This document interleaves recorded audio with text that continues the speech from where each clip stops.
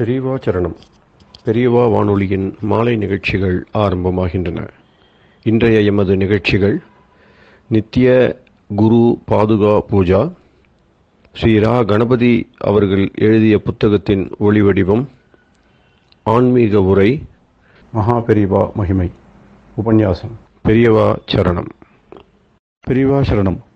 அடுத்த நிகழ்ச்சி நித்திய குரு பாதுகா பூஜை. शुक्लाम्भरधरं विष्णुं शशिवर्णं चतुर्भुजं प्रसन्नवदनं ध्यायेत् सर्वविघ्नोपशान्तये।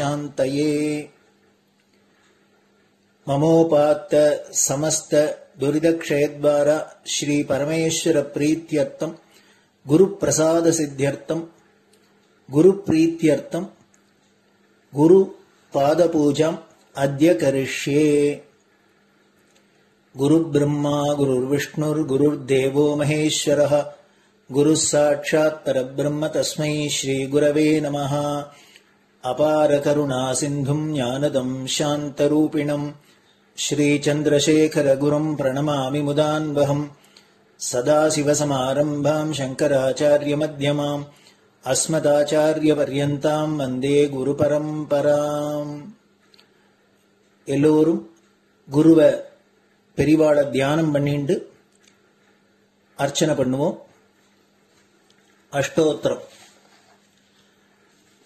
பெரியவா அஷ்டோத்திரம் பல அஷ்டோத்திரங்கள் இருக்கு. அதுல எளிமையா சுலபமா எது இருக்கோ அதை நான் இப்ப சொல்றேன். எல்லோரும் இதை கேட்டுண்டே திருப்பி சொல்ல முடிஞ்சுபா சொல்லி சொல்லி பெரிவாளுக்கு பாதத்துல ஒவ்வொரு புஷ்பத்தை அர்ச்சனை பண்ணலாம். ओम श्री कांची कामकोटि पीठाधीश्वराय नमः। श्रीमत् चंद्रशेखरेन्द्र सरस्वती गुरुभ्यो नमः। संन्यासाश्रम शिखराय नमः। काषाय दंडधारिणे नमः।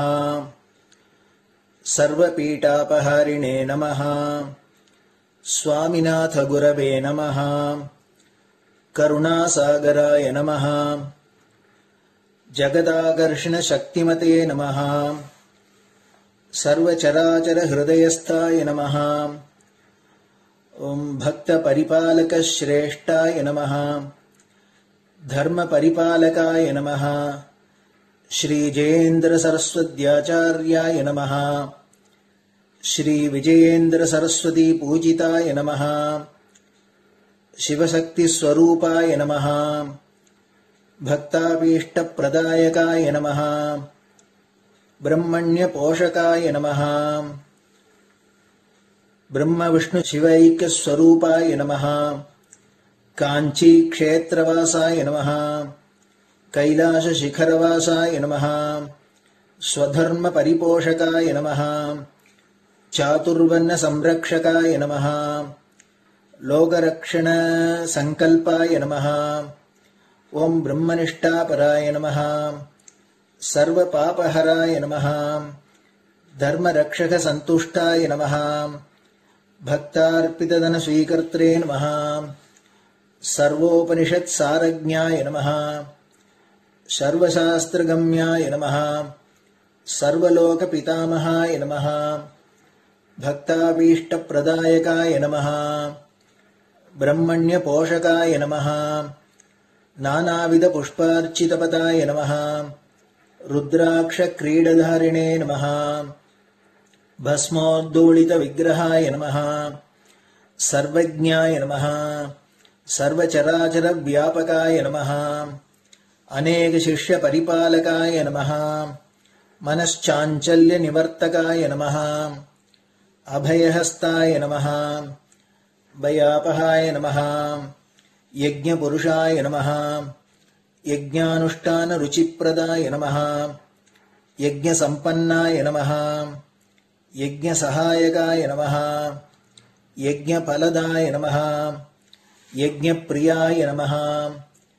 उपमानरहिताय नमः। स्फटिक तुलसी रुद्राक्ष हारधारिणे नमः। चातुर्वर्ण समदृष्टये नमः। ऋग्यजुस्साम अथर्वणादि चतुर्वेद संरक्षकाय नमः। தட்சிணாமூர்த்தி ஸ்வரூபாய நமஹ. ஜாக்ரத் ஸ்வப்ன சுஷுப்தி அவஸ்தாதீதாய நமஹ. கோட்டி சூரிய துல்லிய தேஜோமே ஷரீராய நமஹ. சாது சங்க சம்ரக்ஷகாய நமஹ. அஸ்வகஜ கோபூஜா நிர்வர்த்தகாய நமஹ. குருபாதுக பூஜா துரந்தராய நமஹ.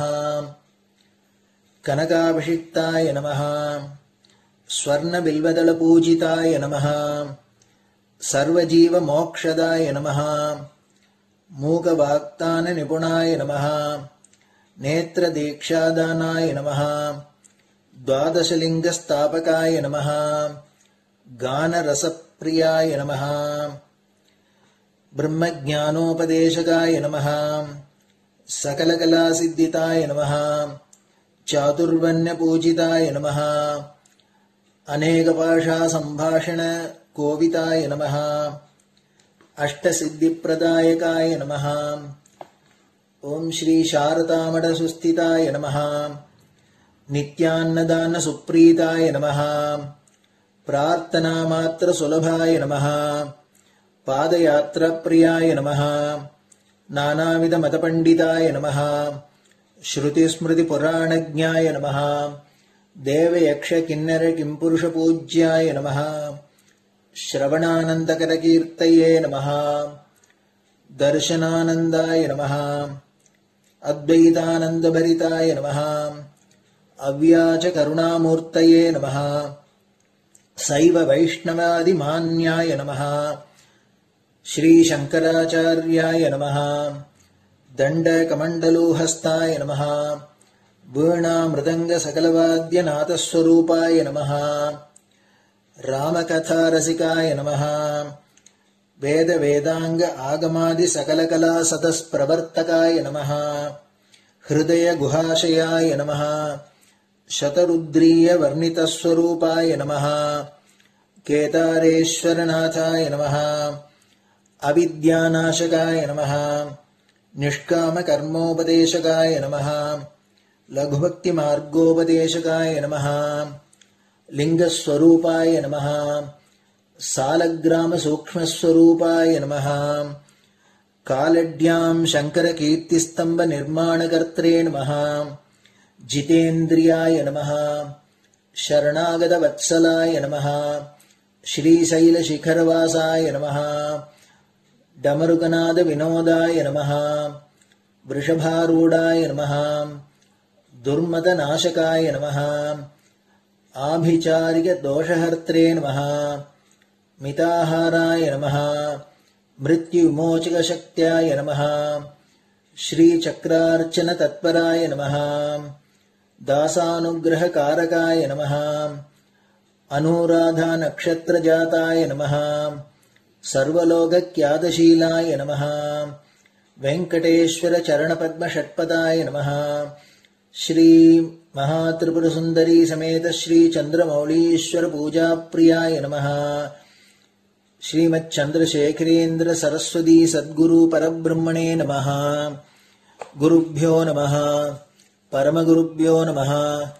परमेष्टिगुरुभ्यो नमः. परात्परगुरुभ्यो नमः. गुरुपरम्पराभ्यां नमः. गुरुपादुकाभ्यां नमो नमः.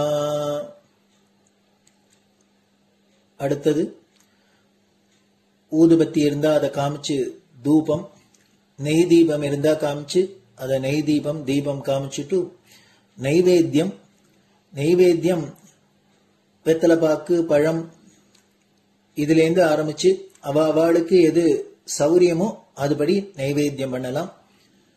அதுக்கு அடுத்தது கற்பூர ஹாரத்தி பண்ணி எல்லோரும் பிரதட்சிண நமஸ்காரம் பண்ணி பெரியவாள்கிட்ட பிரார்த்தனை பண்ணிண்டு எல்லோரும் க்ஷேமமா இருக்கணும், லோகம் பரம மங்களமா சௌக்கியமா இருக்கணும், எல்லோரும் வியாதி வெக்க இல்லாத ஆயுராரோக்கிய ஐஸ்வர்யத்தோட சாந்தம் அமைதியோட ஞான வைராக்கியத்தோட எல்லோரும் நல்லவர்களாயிருந்து நன்மையை அடையணும்னு பிரார்த்தனை பண்ணி இந்த பூஜையை தினம் செய்யலாம்.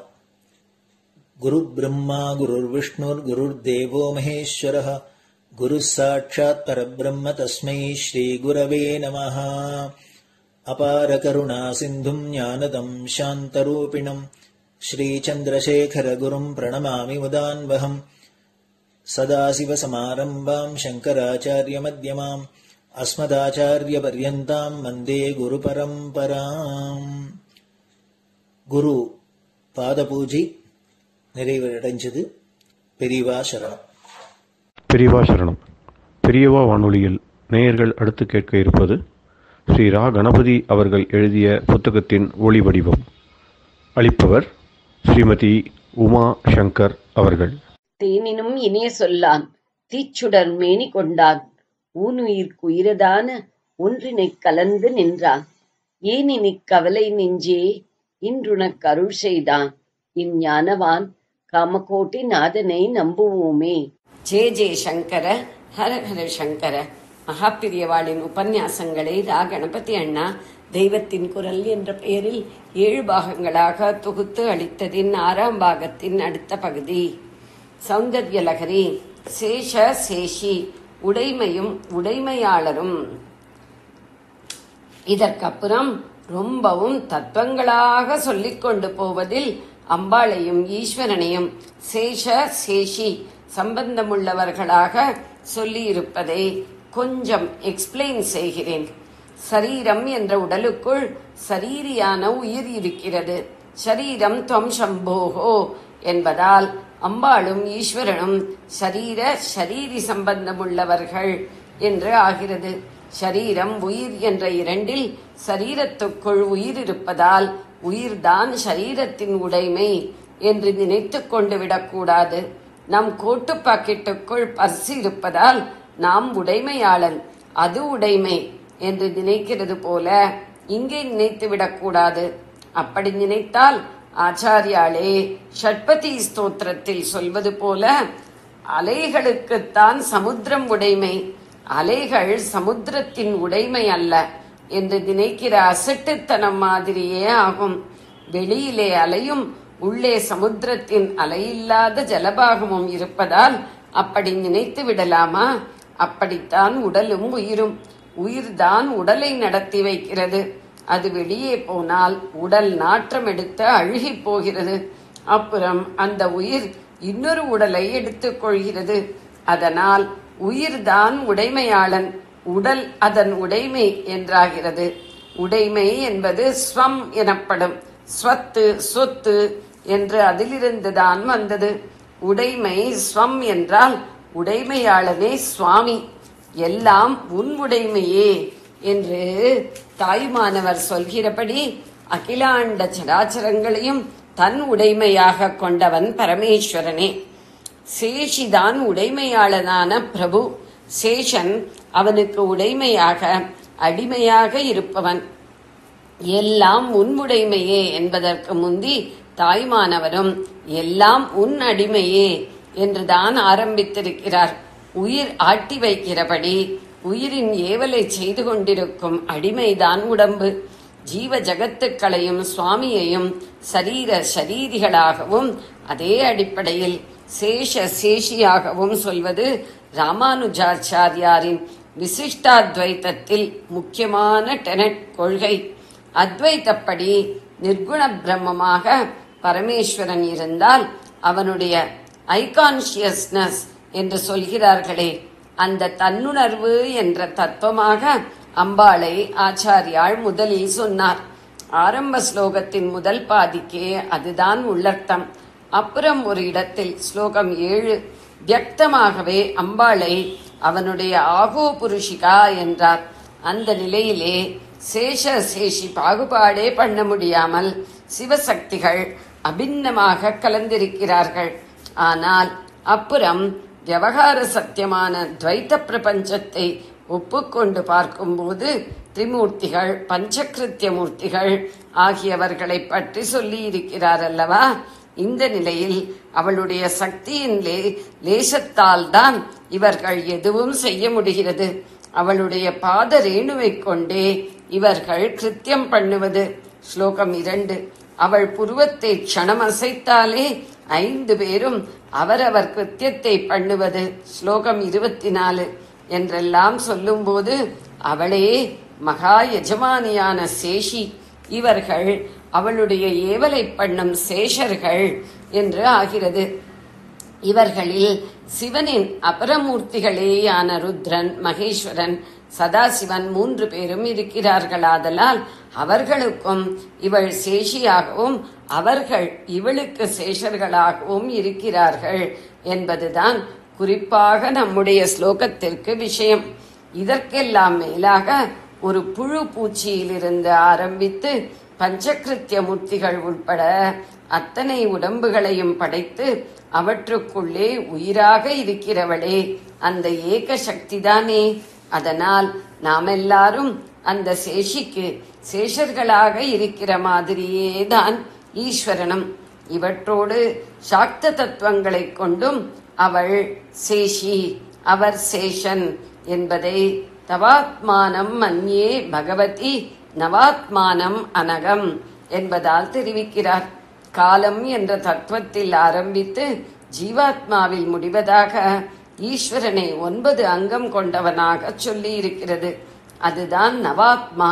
அதெல்லாவற்றுக்கும் உயிர் கொடுத்து ஆட்டிப்படைப்பவள் அம்பாளேயாகையால் இவள் சரீரி, சேஷி என்றும், அதையெல்லாம் அங்கமாக கொண்ட ஈஸ்வரன் இவளுக்கு சரீரம், சேஷன் என்றும் ஆகிறது. இதெல்லாம் ஒரு பக்கம். இன்னொரு பக்கம், ஒரு சக்தி என்றால் அதை உடைய ஒருவன் இருந்தாகணும். பராசக்தியை உடைய அவனே சிவன் என்பது. அந்த இன்னொரு பக்கத்தில் எல்லாம் மாறிப்போய் அவன் சேஷியாகவும் இவள் சேஷையாகவும் ஆகிறார்கள்.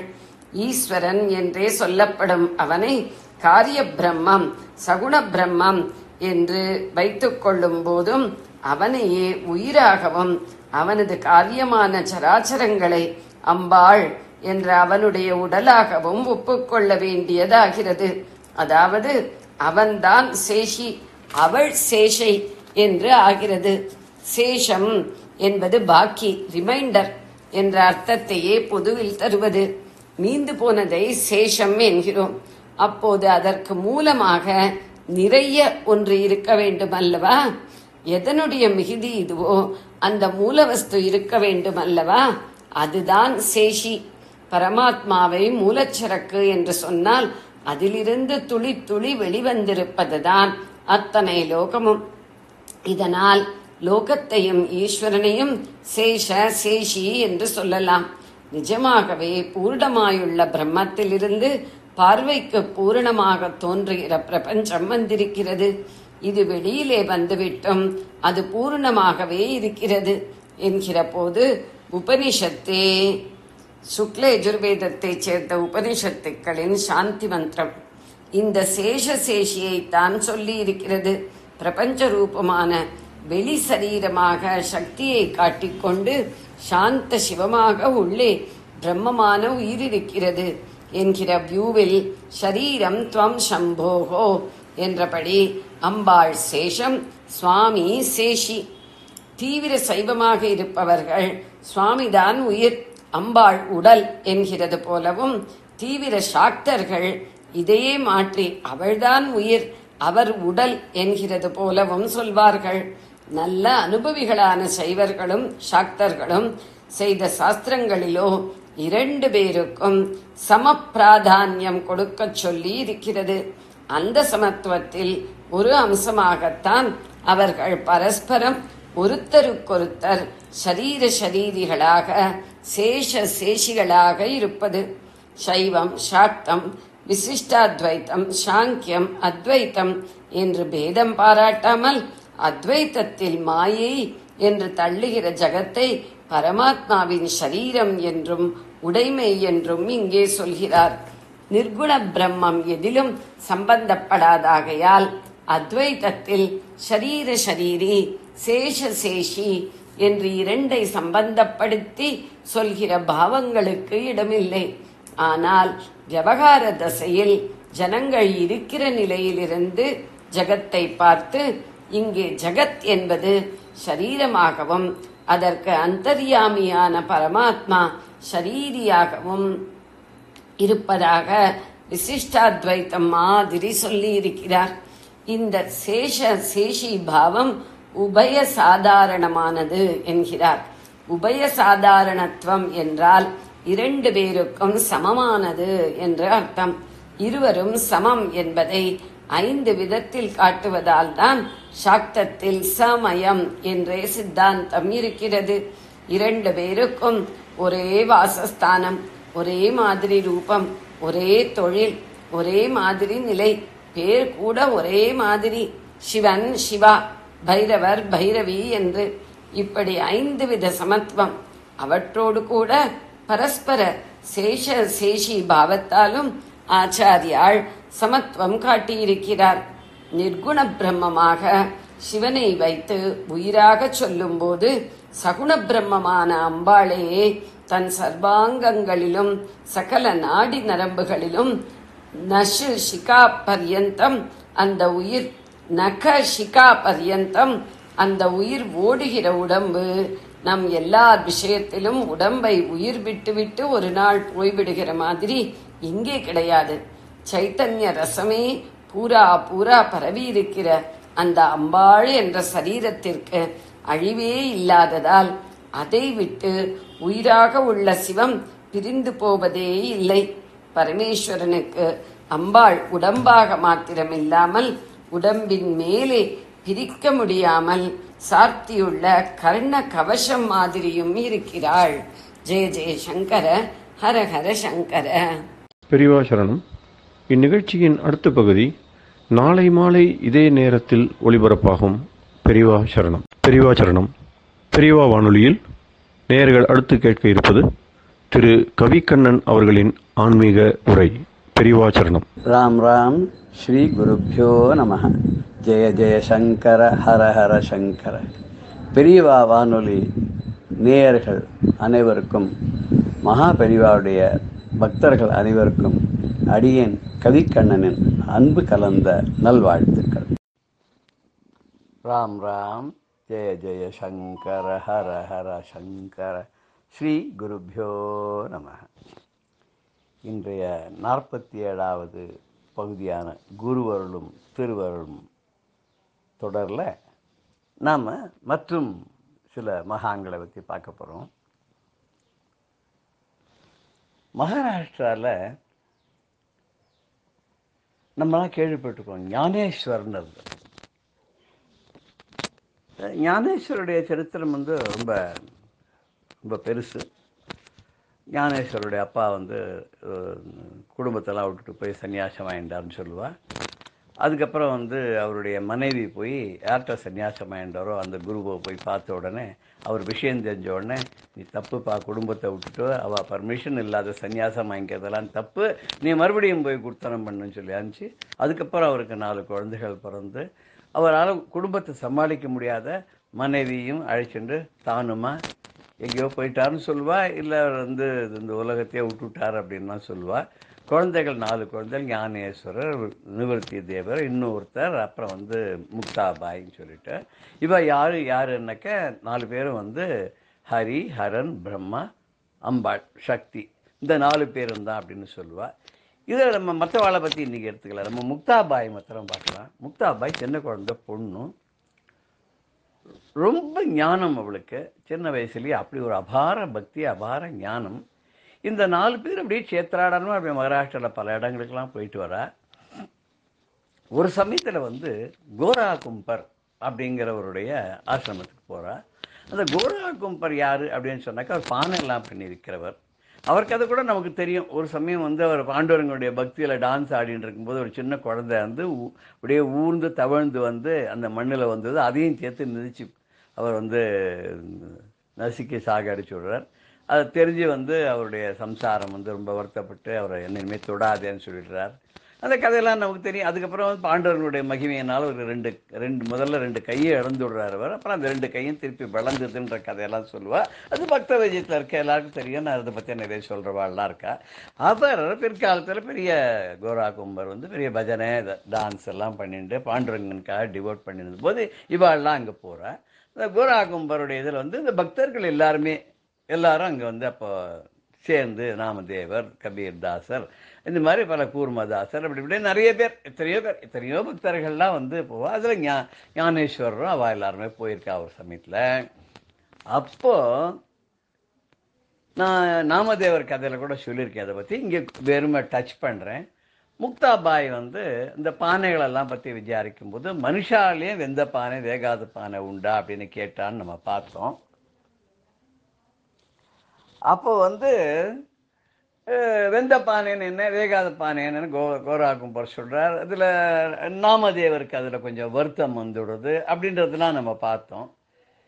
அதுக்கப்புறம் முக்தாபாய் என்ன பண்ணுறான்னாக்க விட்டலான்னு அதுலேயே அந்த கோராகும்பர் இந்த மாதிரி பெரிய பக்தாளோடலாம் சேர்ந்து அவளுக்கு விட்டலன் மேலே அபார பக்தி வந்துடுறது. அப்படியே ஒரு நாள் அப்படி கேத்திராடனமாக அப்படி போயிட்டு வந்துட்டு இருக்கும்போது ஒரு இடத்துல கூட்டமாக இருக்குது. என்ன அப்படின்னு கேட்டாக்கா எல்லாரும் சொல்கிறா, மரித்தவர்களுடைய சடங்குகளை இங்கே கொண்டு போய் அங்கே அவகிட்ட கொடுத்துட்டாக்க அவர் ஏதோ மந்திர ஜபங்கள்லாம் பண்ணி ஏதோ ஒரு மிரக்கல் பண்ணி அவளை பிழைக்க வச்சு விட்றா அப்படின்னு சொல்லிட்டு. அவர் பேர் என்னன்னா சாரங்க தேவர் அப்படின்னு பேரம். அவர் புலி மேலே தான் வருவாராம். அவர் அட்டகாசமாக மகாராஜா மாதிரி இருப்பாராம். செங்கோல்லாம் வச்சுண்டு புலி மேலே தான் வருவாராம். அவரை கண்டா அத்தனை பேருக்கு பயமா. அவருக்கு என்ன சித்தி இருந்ததோ தெரியாது, அவர் செத்து போனவாள்லாம் பழைக்க வச்சுருப்பார். அந்த இடத்துக்கு முக்தாபாய் போகிறார். முக்தாபாய் போன உடனே என்ன நடக்கிறது இங்கே அப்படின்னு பார்க்குறா. அவள் எல்லாம் சொல்கிறா, இந்த மாதிரி யாரெல்லாம் மறித்து விட்டார்களோ அந்த சடலங்களை நாங்கள் வந்து இவர்கிட்ட கொண்டு வந்து வைப்போம். வச்ச உடனே இவர் வந்து ஏதோ மந்திர ஜபங்கள்லாம் சொல்லி பூஜையெல்லாம் பண்ணி தண்ணி தெளிப்பார். அவன் மறுபடியும் மீண்டு எழுந்துடுவார். என்ன முக்தாபாய் சொன்னால், அதுக்கு என்ன இவ்வளோ பிரயாசம் பண்ணமா, அது இங்கே கொண்டாங்க நான் எடுப்பறேன் அப்படின்னு சொல்லிட்டு அதுக்கப்புறம் வந்தவா எல்லாரையும் விட்டல அப்படின்னு கையில் அந்த குச்சியால் ஒரு தட்டுவாளாம். அவள் எழுந்துருவாளாம். இந்த சாரங்க தேவர் பார்த்தார், ஆச்சரியப்பட்டு போயிட்டார். அடாடாடாடாடா, நம்ம இவ்வளவு தபஸ் பண்ணி இவ்வளோ பிரயாசப்பட்டு இத்தனை பண்ணி இந்த ஜனங்களெல்லாம் இது பண்ணாக்க இந்த பொண்ணு சின்ன பொண்ணு என்னடான்னா விட்டலான்னு சொல்லிட்டு எல்லாரும் எழுப்பி விட்டுறாளேன்னு சொல்லி வந்து அவரோட வாதம் பண்ண வந்து தோற்று போய்டுறார். கடைசியில் தான் அவருக்கு புரியுறது, முக்தாபாயா வந்திருக்கிறது வேறு யாரும் இல்லை, இந்த பராசக்தி தான் இந்த மாதிரி அவதாரம் பண்ணியிருக்கா. பராசக்தி தான் தனக்கே இந்த சக்தியை கொடுத்தவ. அப்பேற்பட்டவளை போய் நம்ம வந்து எதிர்த்து வாதம் பண்ணி ஜெயிக்கிறதுங்கிறது முடியுமான்னு சொல்லி அதுக்கப்புறம் ரொம்ப மாறிடுறார் அப்படின்னு சொல்லுவா. அந்த சாரங்க தேவர் அடியாளாக மாறி அவரும் ஒரு பக்தராக மாறி அவர் கம்ப்ளீட்டாக ஒரு சுத்தமான ஒரு இந்த மிரக்கெல்லாம் பண்ணுறது, சித்திகள்லாம் பண்ணுறது, இதெல்லாம் பண்ணாத ஒரு சாதாரண ஒரு அடியாராக ஒரு பக்தராக மாறினான்னு சொல்லுவாள். அதே மகாராஷ்டிராவில் நம்ம எல்லாருக்கும் தெரிஞ்ச இன்னொரு பெரியவர் தெரியும் நமக்கு. அவர் வந்து கிட்டத்தட்ட 1918ஆம் ஆண்டு வரைக்கும் இருந்திருக்கார். அவர் வந்து யார் அப்படின்னு கேட்டாக்க ஷீரடி பாபா. ஷீரடி பாபா பற்றி அது ஒரு ஆத்தென்டிக்கான எந்த ஒரு பெரிய கதைகள்லாம் இருக்கிறதா தெரியலை. ஷீரடி பாபா வந்து ஏதோ சின்ன வயசில் இருந்திருக்கார், பார்த்துருக்கார் சில பேர். அதுக்கப்புறம் கொஞ்ச நாள் காணாது இருந்திருக்கார். அப்புறம் திருப்பி அவர் வந்திருக்கார். அந்த ஊரில் அவரை பிடிக்காதவர் ரொம்ப ஜாஸ்தி. ஏன்னா ஷீரடி பாபா வந்து ரொம்ப அனாயாசமாக அவர் வந்து பல சித்திகள் அவர்கிட்ட இருந்தது. அவர் அனாயாசமாக பல விஷயங்கள்லாம் பண்ணுவார். அவருடைய பக்தர்களும் அந்த ஊரில் நிறைய பேர் இருந்திருக்கா. இவர் என்ன பண்ணுவார், எல்லா வீட்டுக்கும் போவார், போயிட்டு பிக்ஷை எடுத்துன்னு வருவார். அது ஏழைகளுக்கு கொடுத்துட்டு தானும் சாப்பிடுவார். ஒரே ஒரு ரொட்டி இருக்கும், அந்த ரொட்டி வச்சுட்டு வரவா அத்தனை பேருக்கும் ஆளுக்கு ஒரு ரொட்டியெல்லாம் கொடுத்துருவார். ஒரு சமயத்தில் மகாராஷ்டிராவில் ஷீரடியில் ஒரு நோய், காலரா நோய் மாதிரி வந்துடுச்சு. அப்போ இவர் என்ன பண்ணார்னா கோதுமை வாங்கி அதை ஒரு இயந்திரம்னு ஒன்று உண்டு அந்த காலத்தில், கையால் சுற்றி அதை அரைப்பா, அதில் போட்டு மாவாக அரைச்சுட்டே இருந்தாராம். பக்தர்கள்லாம் போய்ட்டு இவ்வளவு மாவை அரைச்சி வச்சிருக்கல, நாங்களாம் ஆளுக்கு கொஞ்சம் எடுத்துக்கிறோம். இவர் என்ன பண்ணார், எல்லாருக்கும் ஒரு பொட்டலமாக கையில் கொடுத்தார். கொடுத்தோன்னா அவள்லாம் இவருக்கு தான் கொடுத்துருக்கான்னு நினச்சின்னு எடுத்துன்னு நான் வீட்டுக்கு எடுத்துன்னு போகிறேன் ரொட்டி பண்ணுறதுக்கு. நான் அதுக்கு உங்களுக்கு ரொட்டி பண்ணி சாப்பிட்றதுக்காக கொடுக்கல, இதெல்லாம் எடுத்துன்னு ஊருக்கு வெளியில் கொண்டு போய் வெளியில் கொட்டிடுங்கன்றார். என்னன்னா இவர் அந்த காலரா நோயையே அதை அரைச்சி இந்த கோதுமையில் அதை எல்லாத்தையும் ஆவாங்கன்னு பண்ணி கொண்டு போய் வெளியில் கொண்டு போய் கொட்டுன்னு விட்டார். அப்படி பண்ணினோடனே காலரா தீர்ந்து போச்சுன்னு கூட சொல்வா. அவர் இன்னொரு விஷயம் கூட பண்ணார். எப்படின்னாக்கா சில பேர் அவருக்கு பிடிக்காதவரெலாம் சேர்ந்துட்டு இவருக்கு இன்னும் இவர் என்ன பண்ணுவார், தினம் சாயங்காலத்தில் கடைக்கு போவார். ஒரு கடையிலையும் கொஞ்சம் எண்ணெய் கேட்பார். அதை எடுத்துன்னு வந்து இவர் மசூதியில் தான் இருந்தார். அந்த மசூதியிலேயே இவர் வந்து விளக்கேற்றுவார். பெரிய விளக்கேற்றி கொண்டாடுவார். எல்லாரும் சொல்லிட்டா, இனிமேல் அவர் காசு கொடுக்காத, ஃப்ரீயாக எண்ணெய்லாம் கிடையாதுன்னு சொல்லிடுங்க. இவர் கடையெல்லாம் போய் கேட்டால் எல்லாரும் சொல்லிட்டா உங்களுக்கு எண்ணெய் கொடுக்க முடியாது, ஊர் ஜனங்கள்லாம் சொல்லிட்டா கொடுக்காதேன்னு, கொடுக்க மாட்டேன்ட்டார்.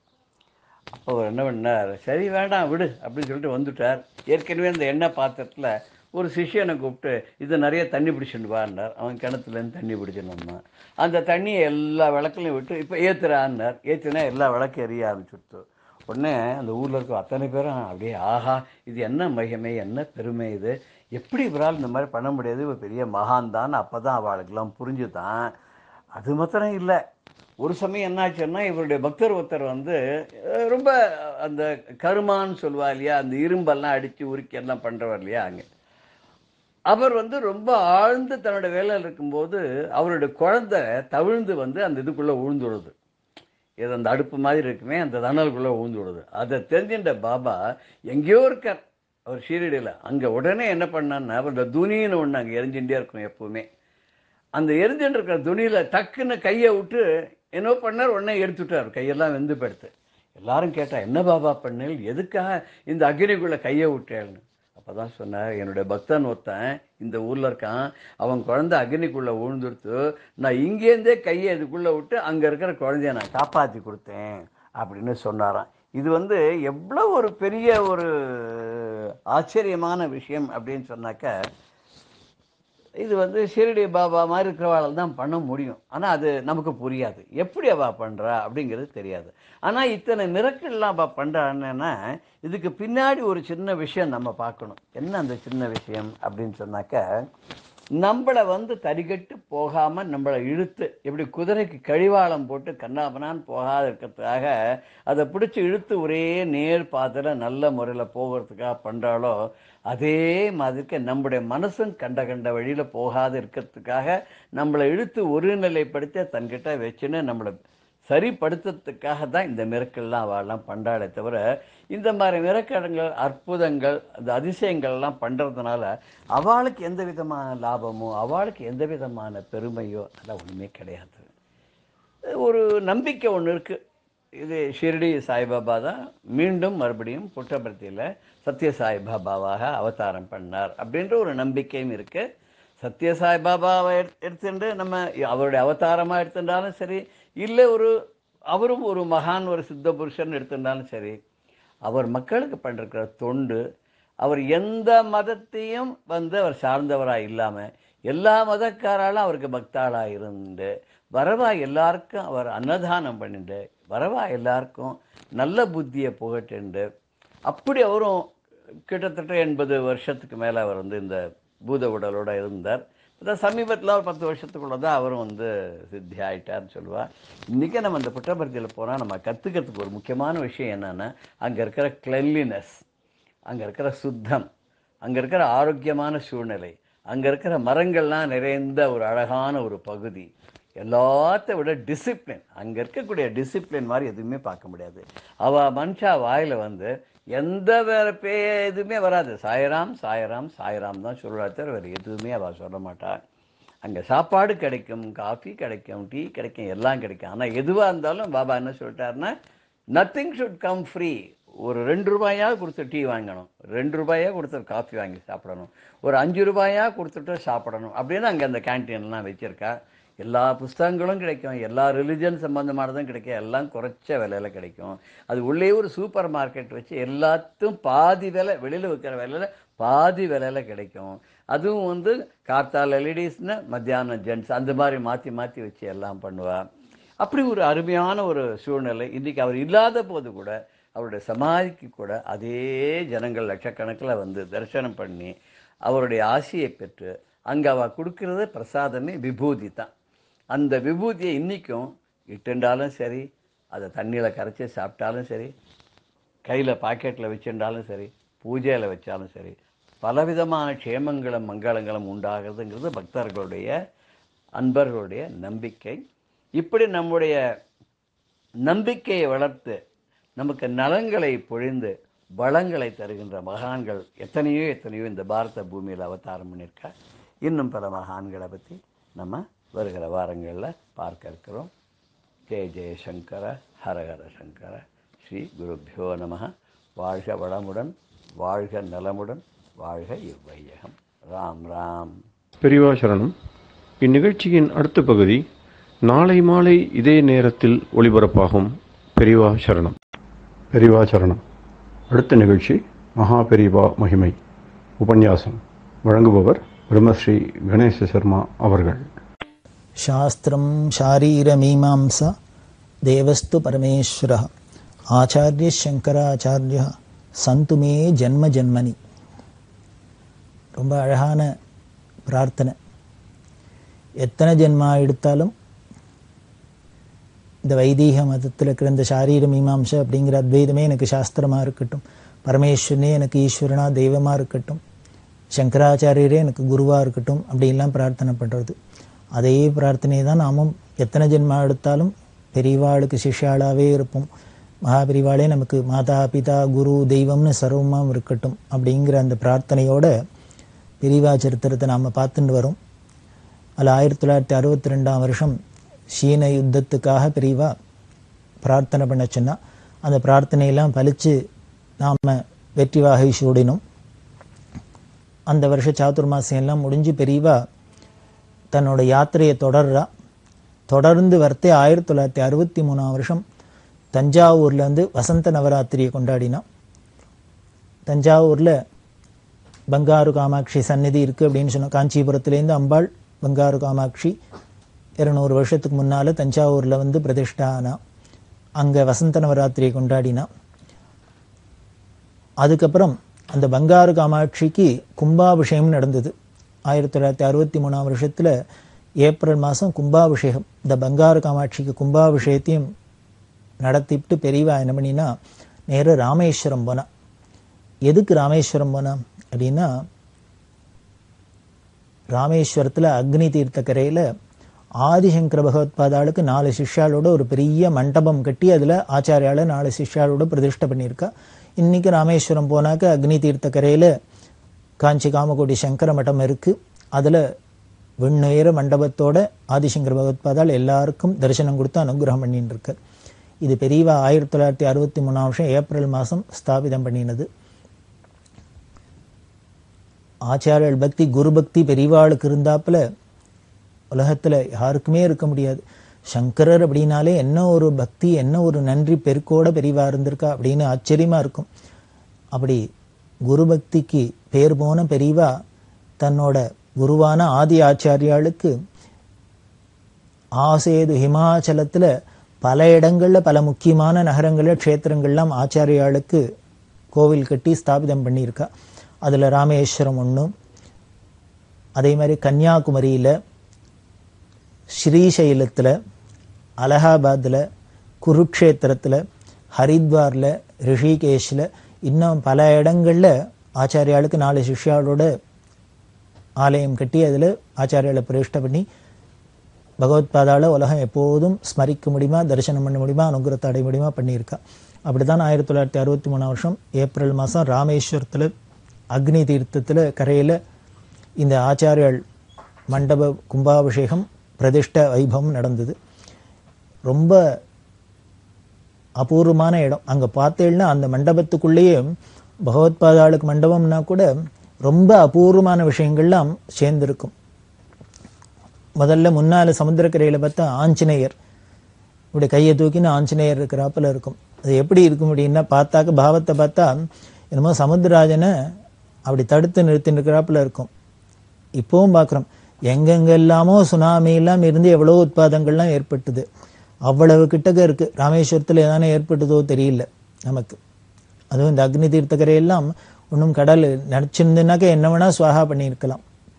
நாம் ஏதோ நினச்சின்னு இருக்கோம். பெரியவா பண்ணுற காரியத்துக்கெல்லாம் ஒரு அந்த தெய்வீகமான காரியங்களுக்கெல்லாம் ஏதோ ஒரு சக்தி இருக்குது, நம்மளை மீறி ஒன்று இருக்குங்கிறது இதெல்லாம் கண்கூடாக பார்க்குறோம். பார்த்தா கூட சில பேருக்கு அது புரிஞ்சிக்க மறுக்கிறோம், அவ்வளவுதான். ஆஞ்சநேயர் அப்படி தடுத்து நிறுத்தினுக்கிறாப்புல இருக்குது ஆஞ்சநேயர். அதேமாரி துவாதச ஜோதிர்லிங்கங்களும் ஒரே இடத்துல பிரதிஷ்டை பண்ணியிருக்கா. ராமேஸ்வரமே ஒரு ஜோதிர்லிங்க க்ஷேத்திரம் தான். அதுமாரி 12 இடத்துல துவாதச ஜோதிர்லிங்கம் இருக்குது, அது அங்கே இருக்குது. பகவத்பாதாள் அங்கே இருக்கா. கீழே தட்சிணாமூர்த்தி, மேதா தட்சிணாமூர்த்தி யந்திரத்தோட அங்கே பிரதிஷ்டை பண்ணப்பட்டிருக்கு. 4 சிஷ்யாளோட ஆச்சாரியர்கள் மேலே இருப்பா. அதை எப்படி கட்டணும் அப்படின்னு பெரியவா சொன்னான்னா, அந்த இன்ஜினியர்கிட்ட, அதை நிர்மாணம் பண்ணுற இன்ஜினியர்கிட்ட பெரியவா சொல்கிறா, அப்படி அக்னி கரையில், அக்னி தீர்த்தத்தில், சமுத்திரத்தில் இறங்கி ஒரு முழுக்கு போட்டு தலையை தூக்கினாக்க நேராக ஆச்சாரியால் தான் கண்ணில் படணும், அது மாதிரி ஹைட்டில் வைக்கணும் அப்படின்னு. அந்த இன்ஜினியருக்கே ஒரு பெரிய அனுபவம் ஏற்பட்டது. ஒரு பெரிய லண்டனில் போய் பட்டம்லாம் வாங்கிட்டு வந்து பெரிய இன்ஜினியர், அவரை கூப்பிட்டு அனுப்பிச்சு தான் இதெல்லாம் சொன்னான். அது எத்தனை ஹைட்டு இதெல்லாம் சொல்லி, அப்புறம் பல விஷயங்கள் எல்லாமே பெரியவா சொல்லி தான் அதுபடி நடந்தது. சரஸ்வதியான சாரதைக்கு அங்கே சந்நிதி இருக்குது, கணபதி சந்நிதி, ஷோடச கணபதி, சுப்பிரமணியர் சந்நிதி, அதே மாதிரி பதிவிரதைகள், இந்த பதிவிரதைகளுக்கெல்லாம் சந்நிதி. அப்புறம் இன்னொன்று பார்த்தீங்கன்னா ரொம்ப ரேராக குரு சிஷ்யாள், அந்த குரு சிஷ்யாள் எவ்வளவு அந்யோன்யமாக இருந்தா அப்படிங்கிறத உதாரணத்துக்கு சொல்லணும் அப்படின்னா, ராமானந்தர், கபீர்தாஸ் குரு சிஷ்யா சொல்கிறோம். இதை மாதிரி ரேராக இருக்கிற அந்த குரு சிஷ்யாலெல்லாம் அவளோட பிம்பங்கள்லாம் வச்சு, இப்படி பல அபூர்வமான விஷயங்கள்லாம் வச்சு, அதாவது குரு பக்தி அது இருந்ததுன்னா என்னென்னலாம் எப்படிலாம் நாம் உயர்வடைகிறோம் அப்படிங்கிற காமிக்கிறாப்லேயே இந்த மண்டபம் இருக்கும். ஆதிகுருவான ஜெகத்குருவான சங்கராச்சாரியாளுக்கு, ஆச்சாரியாளுக்கு மண்டபத்தில் இப்படி எல்லாமே குரு சம்பந்தமாகவே பலதும் இருக்குது. அப்படி எல்லாம் பண்ணி அந்த கும்பாபிஷேகத்தை முடிச்சுட்டு நேர அந்த வருஷம் இன்னொன்று முக்கியம், பெரியவாளுக்கு 70 வயசு பூர்த்தியாச்சு. அதனால் அதையும் அங்கே ரொம்ப விமர்சையாக பக்தாள்லாம் கொண்டாடணும்னு ஆசைப்பட்டு சுவாசினி விஜய் முதலான வைபவங்களோட அங்கே நடக்க நேர அங்கேருந்து கிளம்பி பெரியவா மதுரைக்கு வந்தா. ஏன்னா மதுரையில் மீனாட்சி அம்பாள் கும்பாபிஷேகம் 1963 வருஷம் ஜூன் மாதம் 28ஆம் தேதி மதுரையில் மீனாட்சி கும்பாபிஷேகம் ரொம்ப விமர்சையாக நடந்தது. இந்த கும்பாபிஷேகத்துக்கு பெரியவா அவசியம் வரணும் அப்படின்னு P.T. ராஜன் அப்படின்னு பெரிய பக்தர், அந்த P.T. ராஜன் தலைமையில் தான் ஒரு கமிட்டி நிர்மாணம் பண்ணி கிட்டத்தட்ட அந்த காலத்திலே 50 லட்சம் ரூபாய் செலவில் ரொம்ப விமர்சையாக கும்பாபிஷேகம் பண்ணினா. இந்த P.T. ராஜன் ஜஸ்டிஸ் கட்சி அப்படின்னு சொல்லக்கூடிய இந்த ஒரு கட்சியோட தலைவர். இருந்தாலும் பெரியவாள்கிட்ட அபாரமான பக்தி. முதல்லவே சொல்லியிருக்கோம், யாராக இருந்தாலும் பெரியவாள்கிட்ட பிரியம் இருக்கும், பெரியவாளுக்கும் அவள்கிட்ட பிரியம் இருக்கும், அவளுக்கும் பெரியவாளோட அந்த அன்புனாலே கட்டுப்பட்டு அவளும் பெரியவாள்கிட்ட பக்தியாக இருப்பா அப்படின்னு. இந்த P.T. ராஜன் பெரியவாளை ரொம்ப சாட்சாத் மீனாட்சி அப்படின்னே சொல்லியிருக்க. நீ தான் மீனாட்சி, பெரியவா தான் வந்து கும்பாபிஷேகம் பண்ணி வைக்கணும் அப்படின்னு சொல்ல பெரியவா அந்த கும்பாபிஷேகத்துக்கு வந்து கலந்துண்டா. அதில் ரொம்ப அபூர்வமான கும்பாபிஷேகம். 14 கோபுரம். மதுரை கோவிலில் பார்த்தீங்கன்னா ரொம்ப அபூர்வமான கோவில். 14 கோபுரங்களுக்கும் ஒரே சமயத்தில் கும்பாபிஷேகம். கிட்டத்தட்ட 200 சிவாச்சாரியர்கள், 100க்கும் மேற்பட்ட வேத விற்பனர்கள், ஓதுவார்கள் பார்த்தீங்கன்னா 100க்கும் மேற்பட்ட ஓதுவார்கள். இப்படிலாம் இருக்க பல யாக குண்டங்கள்லாம் பட்டு ரொம்ப விமர்சையாக நடந்தது. இந்த கும்பாபிஷேக தரிசனத்தை பெரியவா பண்ணிட்டு வரா. எக்கச்சக்கமான கூட்டம். பெரியவா ஜெயேந்திர சரஸ்வதி சுவாமிகள் 2 பேருமா தான் போய் இந்த கும்பாபிஷேகத்தெல்லாம் தரிசனம் பண்ணிட்டா. கும்பாபிஷேகம்லாம் முடிச்சுட்டு பெரியவா தங்கி இருக்காளோ இல்லையோ மதுரையில், அந்த ஜாகைக்கு வரா. அந்த ஜாகைக்கு வந்தால் ஊரே திரண்டு மதுரையில் கோவிலில் இருக்கு, கும்பாபிஷேக தரிசனம் பண்ணியிருக்கா. அதுவும் பெரியவாளும் இருந்திருக்கா அப்படின்னா எல்லாரும் பெரியவாளோட போய் தரிசனம் பண்ணியிருக்கா. 2 பேர் மடத்தில் மட்டும் இருந்தா. யாருன்னா மேலூர் ராமச்சந்திரர் அப்படின்பா, மேலூர் மாமான்னு சொல்கிற வழக்கம். அவர் பூஜை கட்ட பார்த்துப்பார், அந்த இடத்த விட்டு அசையமாட்டார், அப்படி ஒரு பக்தி சிறுது. இந்த மேலூர் மாமா கோவிலில் போய் கும்பாபிஷேகத்துக்கு போகல, பொள்ளாச்சி ஜெயம் அப்படின்னு சொல்லக்கூடிய இந்த அம்மா போல. ஏன்னா அந்த அம்மாவுக்கு கொஞ்சம் அந்த கூட்டத்தெல்லாம் நடந்து போகிறது கஷ்டம்னால அந்த அம்மா போல. அந்த அம்மா என்ன பண்ணால் பெரியவா கும்பாபிஷேகம் பண்ணிட்டு வந்தோடனே நம்ம ஆரத்தி எடுக்கிறதுக்கு இருக்கலாம் அப்படின்னு அந்த அம்மாவும் இருக்கா, மேலூர் மாமா இருக்கா. இவா 2 பேரும் மட்டும் மதுரையில் இருந்து கும்பாபிஷேகத்துக்கு தரிசனம் பண்ண போல, மீது எல்லாரும் போயிருக்கா. பெரியவா கும்பாபிஷேகம் முடிச்சுன்னு மடத்துக்குள்ளே வந்தாலோ இல்லையோ, இவா 2 பேரும் பார்த்துட்டு, என்ன நீங்கள் 2 பேரும் வரல கும்பாபிஷேகம் பண்ணிக்க தரிசனத்துக்கு அப்படின்னா, இல்லை அங்கே கூட்டமாக இருந்தது, அதில் எங்களுக்கு வர முடியாது, அதனால் நாங்கள் இங்கேருந்தே மனசில் ஸ்மரிச்சுன்னு விட்டோம், தியானம் பண்ணின்னு விட்டோம் அப்படின்னு. உடனே பெரியவா அதனால வேண்டாம் கவலைப்படாத அப்படின்னுட்டு, என்னை பார்த்தியோ இல்லையோ அவ்வளோதான், நான் தான் மீனாட்சி, நமஸ்காரம் பண்ணிக்கோ, என்னை பார்த்தாலே கும்பாபிஷேகம் பார்த்தாச்சு, மீனாட்சியை பார்த்தாச்சு அப்படின்னு. இவாளுக்கு ஆச்சரியமாக இருந்தது. பெரியவா அப்படிலாம் ஓப்பனாக சொல்லுவாளோ, நான் தான் ஈஸ்வரன், நான் தான் அவதாரம், நான் தான் நம்பாள், நான் தான் ஈஸ்வரன் ஏதான்னு சொல்லியிருக்காளோ அப்படின்னா சில சமயங்களில் அந்த பக்தாளோட பக்திக்கு கட்டுப்பட்டு அவளோட அந்த பக்தியோட பக்குவத்தை பார்த்து இது மாதிரிலாமே சொல்லியிருக்கா. நீ அங்கே கும்பாபிஷேகம் தரிசனம் பண்ணலேன்னு குறையே வேண்டாம், என்னை பார்த்துட்டு இல்லையோ நான் தான் மீனாட்சி, என்னை பார்த்தாலே கும்பாபிஷேக பலன் தான் அப்படின்னு சொல்லியிருக்கா. முதல்லையே சொன்னோம், பிடி ராஜன் என்ன சொன்னேன், நீ தான் மீனாட்சி கும்பாபிஷேகம் பண்ணி உங்கையாலே பண்ணிக்கணும்னு சொன்னார், பிரார்த்தனை பண்ணான்னு பார்த்தோம். அந்த பாவம் சரிங்கிறதுக்கு இங்கே வாக்குறுதி மாதிரி அக்னாலஜ்மெண்ட் மாதிரி வருது. இது யாரோ ஒரு தரம் 2 தரம் சொல்றது இல்லை. வீண நீலா அப்படின்னு ஒரு பக்தர், இந்த அம்மா ரொம்ப நன்னா வீணை வாசிப்பா. தியாகராஜ சுவாமிகளோட நேர் சிஷ்ய பரம்பரையில் வந்தவா. அந்த பரம்பரையில் வந்ததுனாலே ஒரு பெரிய பெருமை, சங்கீதத்தில் ரொம்ப பெரிய வித்வான், வீணை ரொம்ப நன்னா வாசிப்பா. இப்படி தியாகராஜ சிஷ்ய பரம்பரையா இருக்கு அப்படிங்கிறதுனாலே பெரியவா என்னம்னா பூஜை நடந்துட்டு சந்திரமௌலி ஈஸ்வர சன்னதியில அம்பாளுக்கு எப்பொழுதும் வீணாகானம் ரொம்ப முக்கியம். எப்பொழுதும் கையில வீணையை வச்சுட்டே அம்பாள் அப்படியே இந்த வீணா நாதத்துல மூழ்கி இருக்காளாம். யாருக்கு இந்த சங்கீதத்துல அப்படியே மனசு நிரம்பி இருக்கோ மூழ்கி இருக்கோ அவளுக்கு அப்படியே பூ மாதிரி மனசாயிடும், மென்மையாயிடும். அப்படி இருந்தாலே குழந்தை மாதிரி மனசு இருக்கிறதுனாலே எல்லாத்தையும் அன்பா இருப்பா. அம்பாள் எல்லாத்தையும் அன்பா இருக்கிறதுக்கு காரணம், முக்கியமான காரணம் இந்த வீணையோட எப்பொழுதும் இருக்குது, வீணாநாதத்தோட அவ அனுபவிச்சுட்டு இருக்கிறது தான். அதனாலே பெரியவா என்ன பண்ணா அந்த வீணை நீலாவை எப்பொழுதும் பூஜையில நீ வீணை வாசிச்சுன்னு, மடத்துக்கு வந்தா வீணை வாசிச்சுட்டே இருக்கணும் அம்பாள் சன்னதியில, சந்திரமௌலீஸ்வர சன்னதியில அப்படின்னு ஒரு உத்தரவு. இப்படி கைங்கரியம் பண்ணிகிட்டே இருக்கா. எப்பொழுதுமே நம்ம இது மாதிரி காரியங்கள்லாம் ரொம்ப அபூர்வமான காரியங்கள் பண்றது, அதுக்கு சில விக்னங்கள்லாம் வரும், இடைஞ்செல்லாம் வரும். இது நல்லவா நிறையா பேர் இருக்கிறாப்புல 1-2 பேர் இதுக்கெல்லாம் இடைஞ்சல் பண்றவாளும் இருப்பா. அது மாதிரி யாரோ சில பேர் என்ன பண்ணியிருக்கா, பெரியவாள்கிட்ட சொல்லியிருக்கா, எப்போ பாருவா இங்கேயோ உட்காந்து வீணை வாசிச்சுட்டு இருக்கா, வீட்டுக்கு போகிறது கஷ்டமாக இருக்கும், வந்துட்டு போகிறதெல்லாம் தனியாக வந்துட்டு போகணும் அப்படின்லாம் சொன்னோன்னே பெரியவா என்ன பண்ணா, எல்லாரோட மனோபாவத்துக்கும் வீடு கொடுக்கணும் இல்லையோ, இந்த வீணை நிலாவை கூப்பிட்டு சொன்னேன், இனிமேல் நீங்கள் சாயந்தர வேலையெல்லாம் வீணை வாசிக்க வேண்டாம், முடிஞ்சா நீ மத்தியான வேலையில காத்தாடு வேலைன்னு வாசிச்சுட்டு போ அப்படின்னா. அப்போ என்ன பண்ணினா பெரியவா, மத்தியான வேலையில வா எனக்கு வாசியே அப்படின்னா, நான் கேட்குறேன் வீணை வாசி அப்படின்னா. இந்த அம்மாவுக்கு கொஞ்சம் மனசு தாபமாக இருந்து, பெரியவா தான் சொன்னால் எப்பொழுதும் அம்பாளுக்கு சந்திரமௌலீஸ்வருக்கு திரிபுர சுந்தரிக்கு வீணாநாதம் கேட்டுக்கணும், அங்கே வாசி சுவாமி சன்னதியில் வாசின்னு சொன்னா. இப்போ யாரோ ஏதோ என்னமோ கோள் சொல்கிறாங்கிறதுக்காக பெரியவா நம்மளை இப்போ வீணை வாசிக்க வேண்டான்னு சொல்கிறா, சுவாமிக்கு கைங்கரியமாக இருக்குது அதை வேண்டான்னு சொல்கிறாளே அப்படின்னு தாப்போம். உடனே பெரியவா சொன்னா, ஏன் அங்கே சுவாமி சன்னதியில் வாசிச்சா தானே எனக்கு வாசிச்சு காமிக்கப்படாதா அப்படின்னா. உடனே பெரியவா சொன்னா, நீ இத்தனை நாள் வந்துட்டு இருக்க இடத்துல, ஆனால் இன்னும் நீ என்னை புரிஞ்சுக்கலையே அப்படின்ட்டு. இப்போ சொல்கிறேன் கேட்டுக்கோ, நான் தான் சந்திரமௌலீஸ்வரன், நான் தான் திரிபுர சுந்தரி, அதனால் எனக்கு வாசிச்சாலே அங்கே வாசிச்சாப்புல தான், அதனால் எனக்கு வாசி அப்படின்னு. அந்த அம்மா இந்த வார்த்தையை கேட்டு ரொம்ப சந்தோஷப்பட்டா. இப்படி ஒரு வார்த்தை பெரியவா இப்படி ஒரு சத்தியத்தை வெளிப்படுத்துவா அப்படின்னு, உண்மையை சொல்லுவான்னு அந்த மாதிரி எதிர்பார்க்கல, சொல்கிறா. அதனால் அங்கே போய் சுவாமி சன்னதியில் சந்திரமௌலீஸ்வரர் திரிபுர சுந்தரி சன்னதியில் வாசிக்கலையேன்னு குறை வேண்டாம் உனக்கு, என் எதிர்க்க வாசித்தாலும் நான் தான் திரிபுர சுந்தரி சந்திரமௌலீஸ்வரர் எல்லாம், அதனால் எங்கிட்ட வாசித்தாலும் ஒன்று தான் அங்கே வாசித்தாலும் ஒன்று தான் அப்படின்னு சொன்னான். அதுக்கப்புறம் பெரியவா சன்னதியில் வாசிக்கிறது தானே பெரிய பாக்கியமாக இருக்கும். அங்கேயான சந்திரமௌலீஸ்வரர் திரிபுர சுந்தரி விக்கிரக ரூபத்தில் இருக்கா, இங்கே பிரத்யக்ஷமாக இருக்கா. அப்படி வீணை கைங்கரியம் பண்ணியிருந்தா.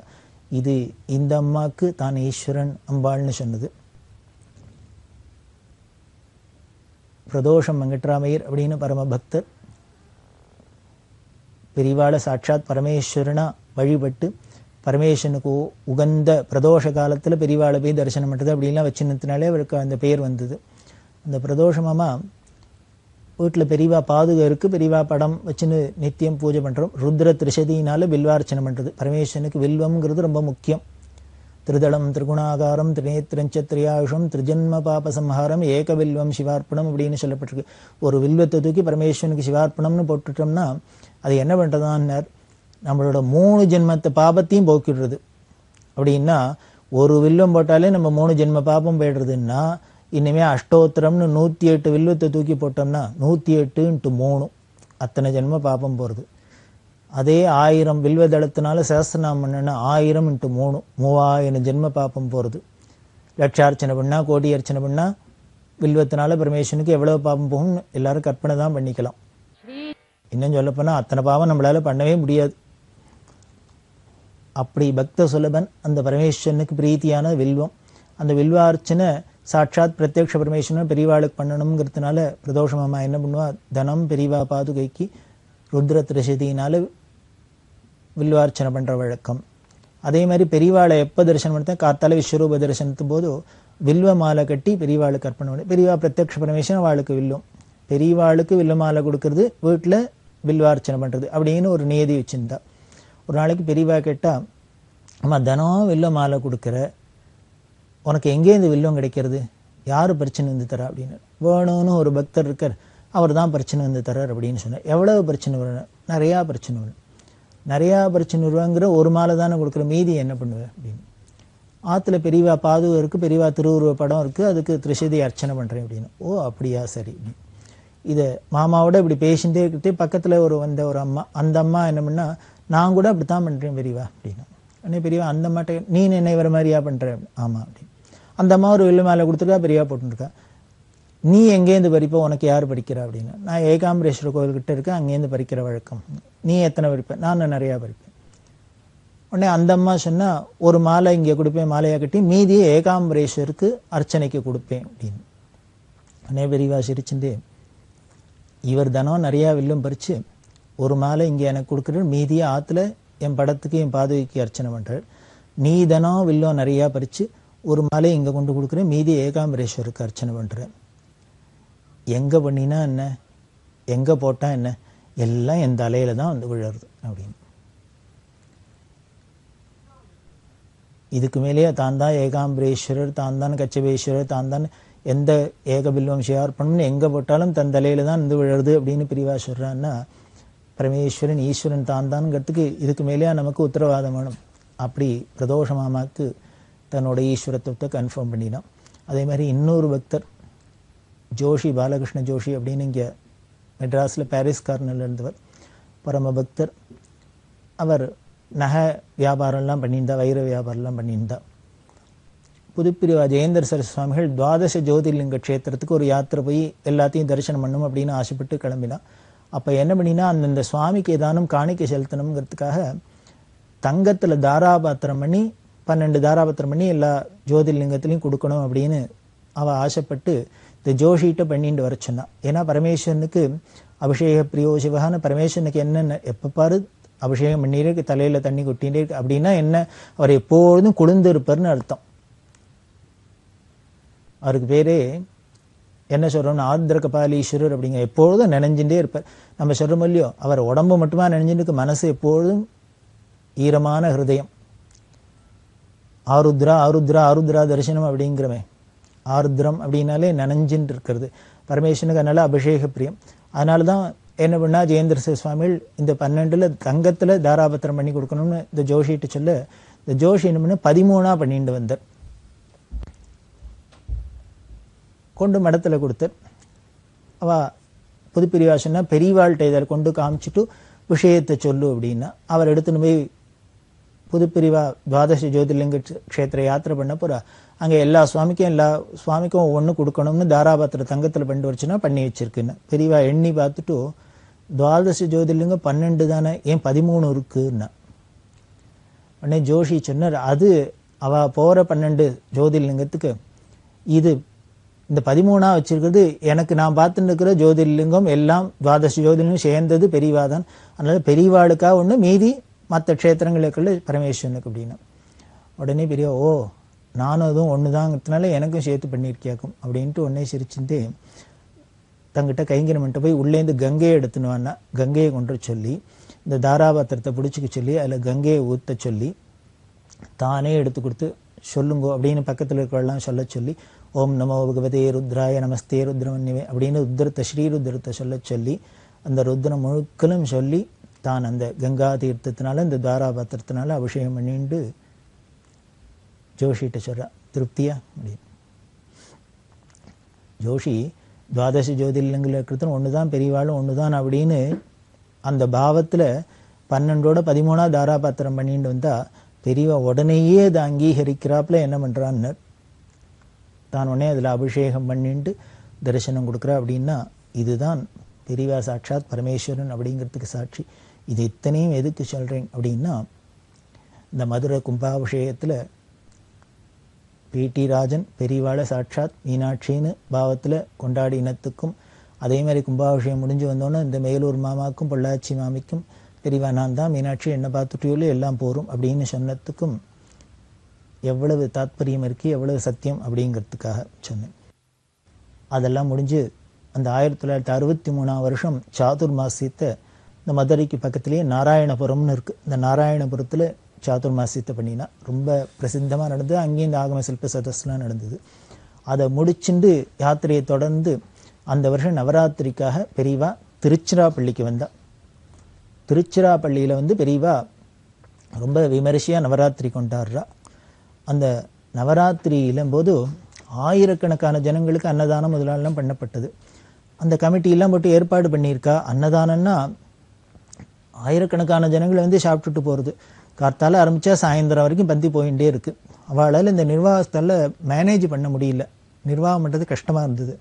அது காசு பணம் வந்துடும். இருந்தாலும் இந்த இனிமேல் சமையல் பண்ணி இனிமேல் அத்தை பண்ணி இத்தை பண்ணி சுத்தம் பண்ணி இத்தனை காரியம் இருக்கே.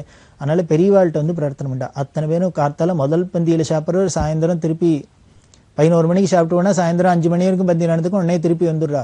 முதல் பந்தியில் சாப்பிட்டுவா, கடைசி பந்தியில் சாப்பிட்றா. அதனால் போட்டு சிரமமாக இருக்குது, நிர்வாகம் பண்ண முடியல. அதனால் எல்லாருக்கும் பொட்டலமாக கட்டி கையில் பார்சல் பண்ணி கொடுத்துடலான்னு இருக்கு. பெரியவா உத்தரவு பண்ணோம்னா பெரியவா கூடாதுன்ட்டா. முதல் பந்தியில் சாப்பிட்டோம், கடைசி பந்தியிலும் சாப்பிட்றான்னா அத்தனை பசி இருந்ததுனால தானே சாப்பிட்றா. ஒன்று தெரிஞ்சுக்கோ, அப்படி பசிக்கிறவாளுக்கு தான் சாதம் போடணும். அதே மாதிரி ஆயிரக்கணக்கான ஜனங்கள் உட்காந்து சாப்பிட்றத கண்ணால் பார்த்தாலே நமக்கு புண்ணியம் உண்டு அப்படின்னு. நாம் ஏதோ சாப்பாடுங்கிறோம், எல்லாராலையும் சாப்பிட முடியும். கோடிக்கணக்கில் பணம் இருக்கும், ஆனால் எடுத்து வாயில் போட்டுக்க முடியாது. இது ஆகாது, அதாவது இது பழது இடப்படாதும்பா. அதனால் சாப்பிட்றதுங்கிறதும் ஒரு கொடுப்புன்னு. அது நிறையா சாப்பிட்றேன்னா அதுவே பெரிய பாக்கியம்தான், ஈஸ்வர அனுகிரகம். அதனால் அப்படி சாப்பிட்றவாளை தரிசனம் பண்ணாலும் புண்ணியம்ப்பா. உங்களால் அது நிர்வாகம் பண்ண முடியலன்னா சொல்லுவோம், நான் இன்னும் ஆளுகளை கொடுத்து ஏதானும் பண்ணி அதுக்கு பண்ணிக்கலாமே வழிய பொட்டலங்கட்டிலாம் கொடுக்கப்படாது. பொட்டலங்கட்டி கொடுத்தேன்னா அவள் எங்கேயோ வச்சுன்னு சாப்பிடுவா. சாப்பிட்ற சமயத்தில் தீர்த்தம் வேணும்னா எங்கே போவா? எப்படிலாம் பெரியவா பார்க்குறா பாருங்க. நம்மளா இருந்தால் பார்சல் பண்ணி கொடுத்துட்டா நம்ம காரியம் நீட்டாக ஆகிடும்னு பார்ப்போம். பெரியவா சொல்கிறா, இந்த பொட்டலத்தை பிரிச்சுன்னு ஏதோ ஒரு இடத்துல உட்காந்து சாப்பிட்றோம். சாப்பிட்றதே விற்கிறது தீர்த்தம் வேணும்னா நம்ம இப்போ பந்தியிலன்னா தீர்த்தம்னு கேட்டுன்னு வருவோம். வேணுங்கிறத பார்த்து பரமாறலாம். பொட்டலம் கொடுக்குறதே இப்படி பார்த்து பரமாறுமோ, அந்த பிரேம கிடைக்குமோ, அன்பு கிடைக்குமோ? அது மெக்கானிக்கலான போயிடும். அதனால போகப்படாதுப்பா. இப்படி போட்டு தான் இங்கே உட்காத்தி வச்சு தான் எல்லாருக்கும் உபச்சாரம் பண்ணி தான் போடணும். அதுதான் விருந்து. அதனால் இதை குறைக்காதீங்கோ. உங்களுக்கு சாமான் போறலைன்னா, சாமான் பணம் போறலைன்னா சொல்லி யாரானு கொண்டு கொடுப்பா, ஈஸ்வரானுக்கு வந்துடும். அப்படி காரியம் செய்யறதுக்கு மனுஷா இல்லைன்னா நாம் அதுக்கு என்ன பண்ணலான்னு தான் பார்க்கணுமே வழிய இந்த அன்னதானத்தை நிறுத்தப்படாது அப்படின்லாம் சொன்னால். இதுதான் தாயிற் சிறந்த தயாவான தத்துவம் அப்படிங்கிறது. அப்படி என்ன சாட்சாத் பராசக்தியோட ஸ்வரூபம் இல்லையா பெரியவா? மீனாட்சின்னு தான் பார்த்தோமே, காமாட்சின்னு தான் பார்த்தோமே, அம்பாள் தான் பார்த்தோமே. அப்படி அன்னதானம் நடந்தது இந்த திருச்சியில். அதே மாதிரி இந்த திருச்சியில் யாத்திரை பண்ணிட்டு இருக்கிறது இன்னும் என்னென்னலாம் நிகழ்ச்சிகள் நடந்தது, எப்படி பெரியவா தொடர்ந்து யாத்திரை பண்ணுறா என்ன அப்படிங்கிறது தொடர்ந்து நாம் பார்க்க போகிறோம். பெரியவா சரணம். இந்நிகழ்ச்சியின் அடுத்த பகுதி நாளை மாலை இதே நேரத்தில் ஒளிபரப்பாகும். பெரியவா சரணம். பெரியவா சரணம். அடுத்த நிகழ்ச்சி திருவாசக இன்னிசை. வழங்குபவர் ஸ்ரீ சத்குருநாத தேசிகர் அவர்கள். பெரியவா சரணம். திருச்சிற்றம்பலம். திருச்சதகம். மெய் உணர்தல். மெய்தான் அரும்பி விதிர் விதித்து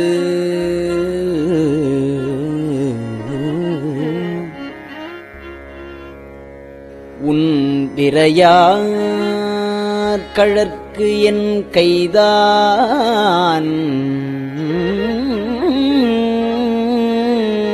தலை வைத்து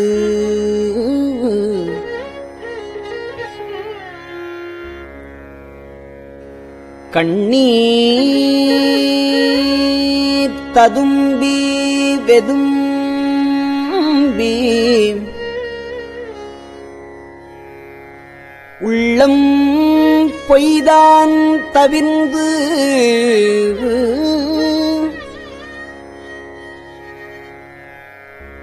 உன்னை போற்றி சயசய போற்றி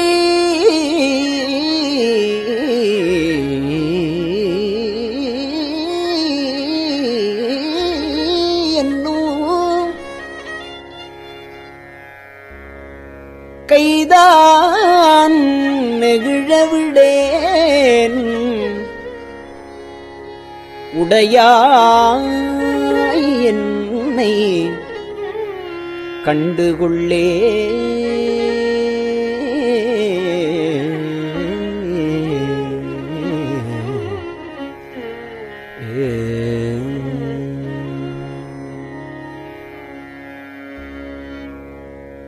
கொள்ளேன் புரந்தரன் மான்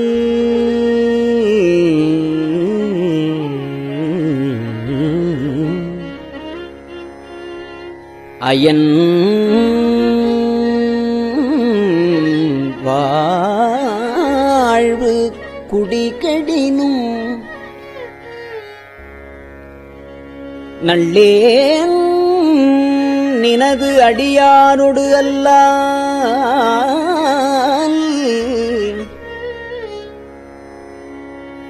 நரகம் புகினும்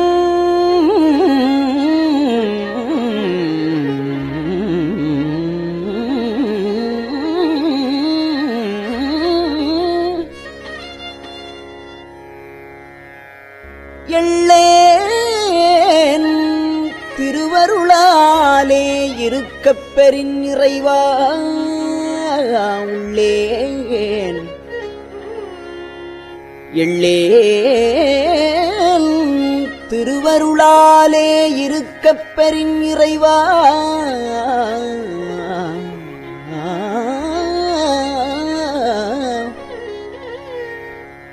உள்ளேன் பிறதெய்வம் உன்னையல்லாது எங்கள் உத்தமனே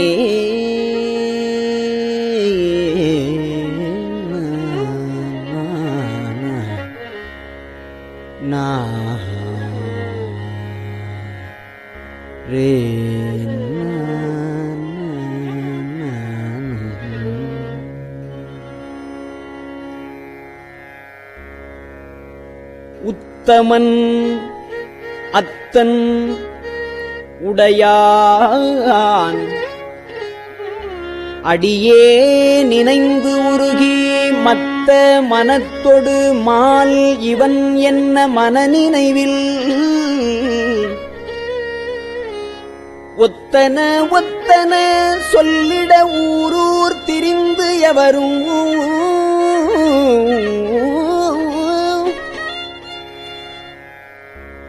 தத்தம் மனத்தன பேச எஞ்ஞான்றுகொல் சாவதுவே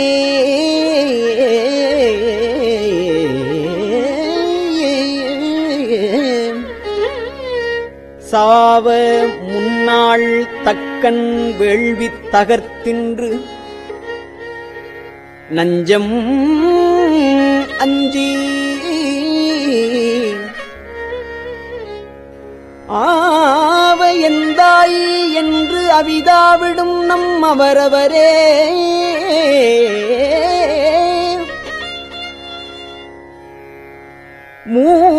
மூவரென்றே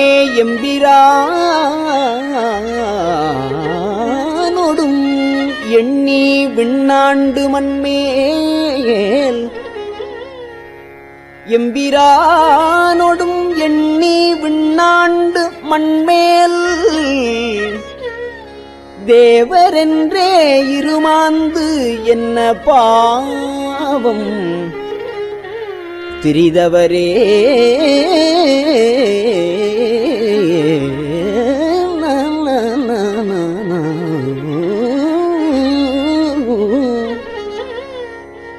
தவமே புரிந்திலன் தன்மலர் இட்டு முட்டாது இறைஞ்சேன்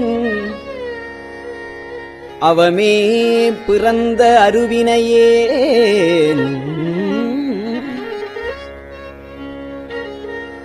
உனக்கு அன்பருள்ளாம் சிவமே பெரும் திரு எய்திற்றிலேன் நின் திருவடிக்காம்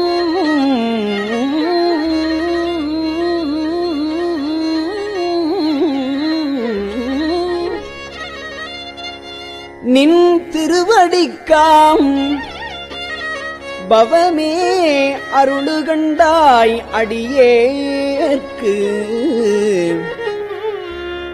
எம் பரம்பரனே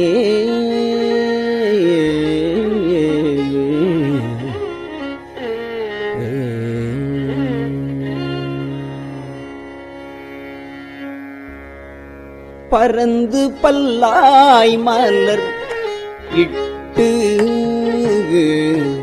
பரந்து பல் ஆய் மலர் இட்டு முட்டாதடியே இறைஞ்சி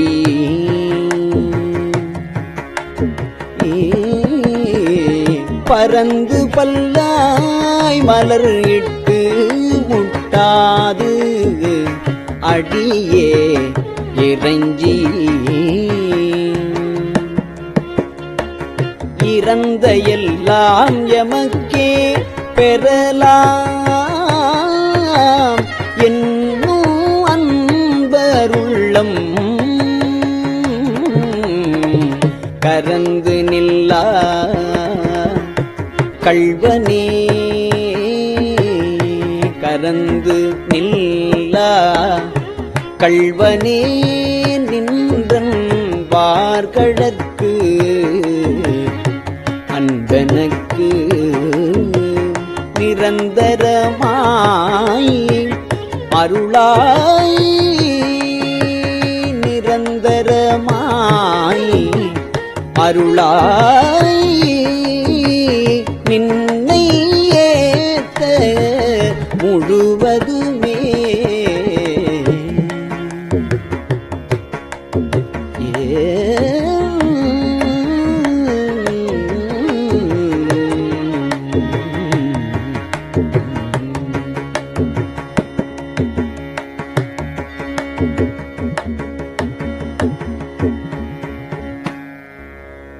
முழுவதும் கண்டவனை படைத்தான்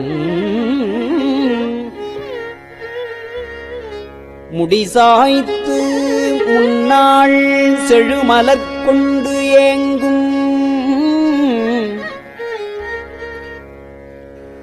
முழுவதும் கண்டவனை படைத்தான்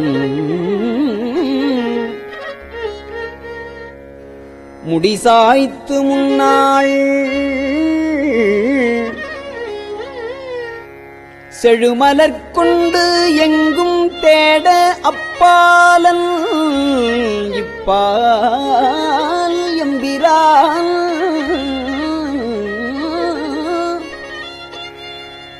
கழுதொடு காட்டிடை நாடகமாடி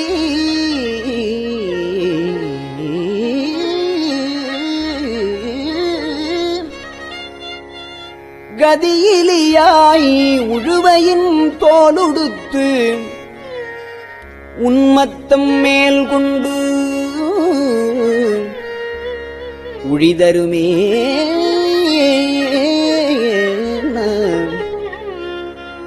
உழிதரு காலும் கனலும் புனலொடு மண்ணும் விண்ணும் இழிதரு காலம் எக்காலம் வருவது வந்ததற்பின் உழிதரு காலத்த உன்னடியேன் செய்த வல்வினையை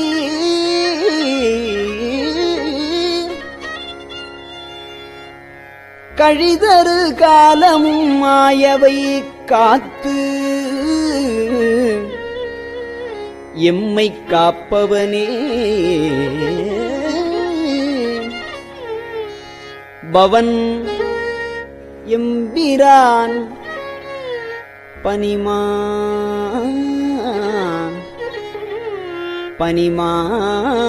பனிமாமதிக் கண்ணி விண்ணோர் பெருமான் சிவன் எம்பிரான் என்னை ஆண்டு கொண்டான்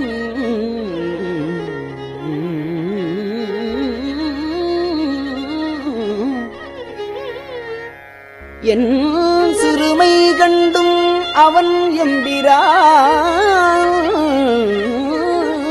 என்ன நான் அடியேன் என்ன இப்பரிசே புவன் எம்பிரான் தெரியும் பரிசு ஆவது இயம்புகவே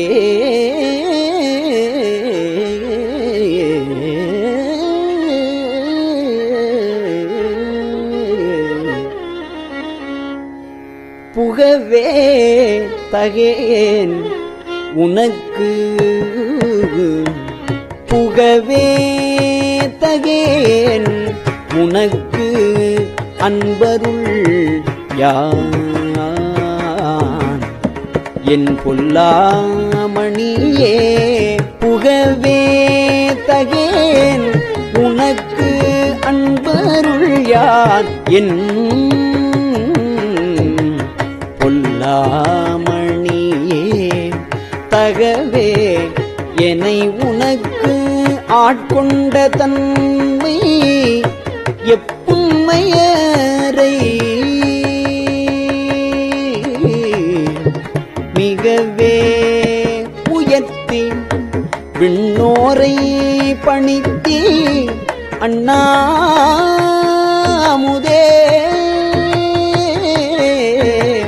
நகவே தகும் எம் பிரான் என்னை நீ செய்த நாடகமே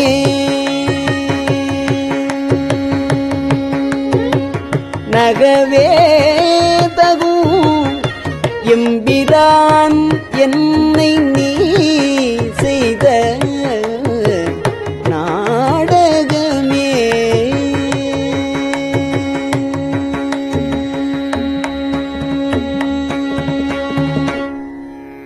திருச்சிற்றம்பலம்.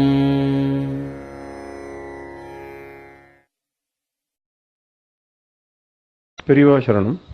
இந்நிகழ்ச்சியின் அடுத்த பகுதி நாளை மாலை இதே நேரத்தில் ஒளிபரப்பாகும். பெரியவா சரணம். பெரியவா சரணம்.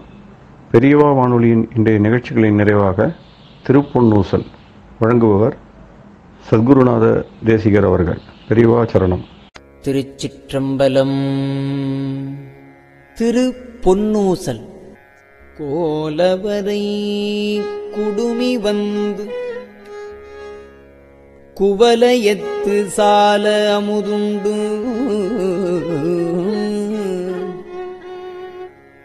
தாழ்கடலின் மீதெழுந்து ஞாலம் மிக பரிமேற்கொண்டு நமையாண்டான் சீலம் திகழும் திருவுத்தரகோசமங்கை மாலுக்கு அரியானை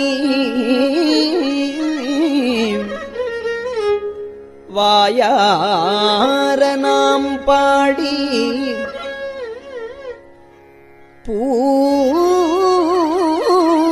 பூலித்து அகங்குழைந்து பொன்னூசல் ஆடாமோ.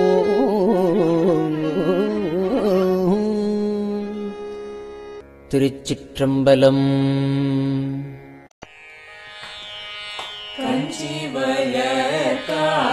காமாட்சி தன் குழந்தாய் சங்கரரே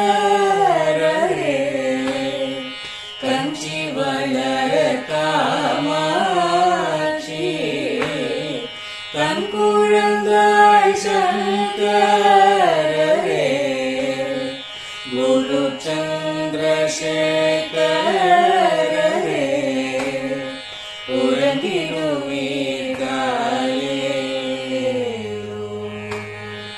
உறங்கிடுவீர்களே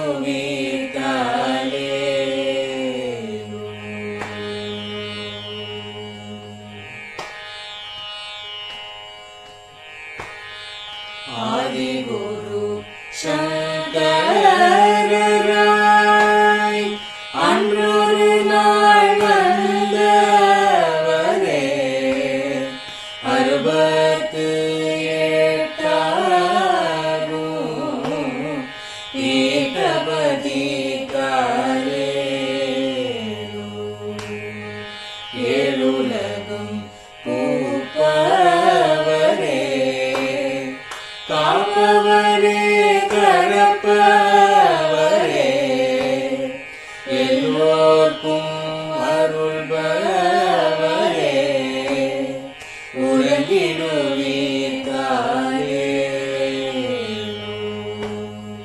அயனுடனே மாலவனோ தேடிய பொற்பதத்தவரே அருமறைகள் சாற்றும் முயல் மலர்பதமே காலே முக்தி நிலை எய்திடவே சக்தி தரும் சத்குருவே முக்தி நிலை எய்திடவே சக்தி தரும் சத்குருவே நித்தமெங்கள் நாவீசையில் நித்திரை கொள்தாயே நித்தமெங்கள் நாவீசையில் நித்திரை கொள்தாயே நித்தமெங்கள் நாவீசையில் நித்திரை கொள்தாயே